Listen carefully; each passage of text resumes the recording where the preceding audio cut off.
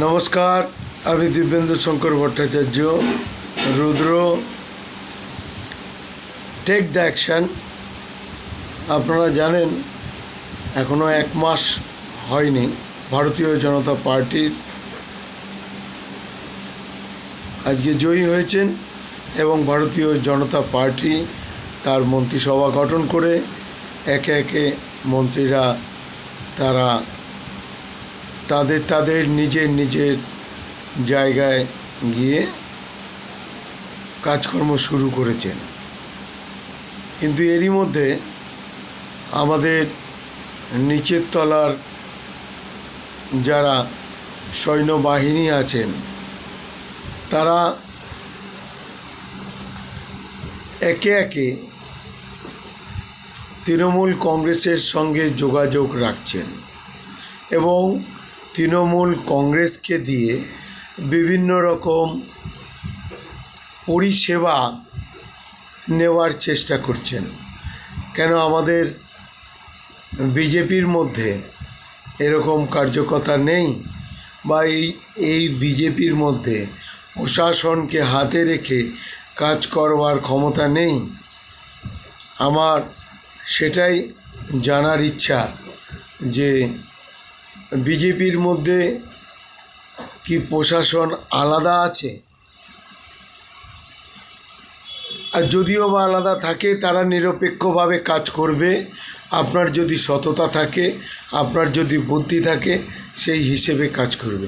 কিন্তু তারা তৃণমূলের যারা দুর্বৃত্ত তাদের সঙ্গে হাত মিলিয়ে সেই কাজগুলো করার চেষ্টা করছে এবং যেগুলো আনঅথরাইজ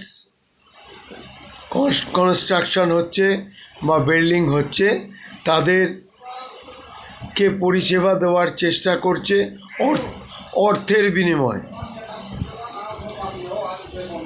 বিভিন্ন অর্থের বিনিময়ে তাদেরকে পরিষেবা দেওয়ার চেষ্টা করছে। তাই এই যদি পরিস্থিতি হয়, আগামী দিন কিন্তু সেই তৃণমূলই ঘুরে আসবে। কারণ একই পটির এপিঠে যা ওপিঠে তা একই জিনিস রয়ে যাচ্ছে। তো সেটাই যদি আপনারা মনে করেন, এই দুর্বৃত্তদের বের করে দেওয়ার ব্যবস্থা করুন, আর না হলে পার্টিটা কিন্তু সেই তৃণমূল পর্যায়েই চলে আসবে। যে চোর জোচ্চোর আমরা যে স্লোগান রেখেছিলাম, পিসি চোর ভাইপো চোর তৃণমূলের সব চোর, ঠিক একই জায়গায় পৌঁছে যাবে আজকে ভারতীয় জনতা দল। তাই অনুরোধ রাখব যে আপনারা যারা আমাদের মাথার উপরে বসে আছেন তাদের এই নজরদারিটা অবশ্যই প্রয়োজন। আর আপনারা যদি এই নজরদারি না করেন তাহলে ভবিষ্যতে আবার ভারতীয় জনতা পার্টি বিজেপিই আসবে। ভারতীয় জনতা পার্টি বিজেপি এই তৃণমূলই হয়ে যাবে। এই তৃণমূলীকরণই চলবে। আমাদের যে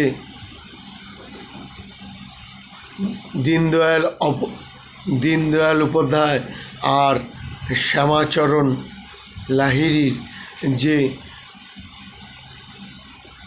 অঙ্গীকার, সেগুলো আমরা সব ভুলে যাব। এটাই আপনাদের কাছে অনুরোধ।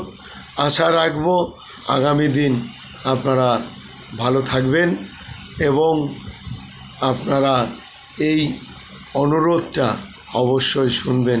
এই বলে আমি আমার বক্তব্য শেষ করব। বন্দে মাতরম, ভারত মাতা কি জয়।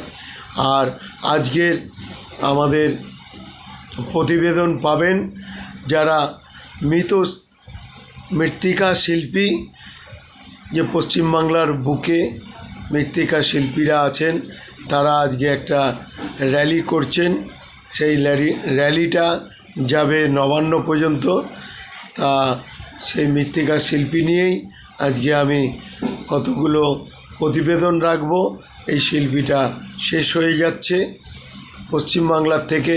আগামী দিনে আমরা যে মায়ের বন্দনা বা পুজো আচরা যেগুলো করি, সেই ভার বা খুঁড়ি যাই বলুন না কেন, মাটির যত রকম আনুষঙ্গিক জিনিস আছে সেগুলো আমরা আমাদের থেকে বিলুপ্ত হয়ে যাচ্ছে। তা আশা রাখবো এই বলে আমি আমার বক্তব্য শেষ করছি।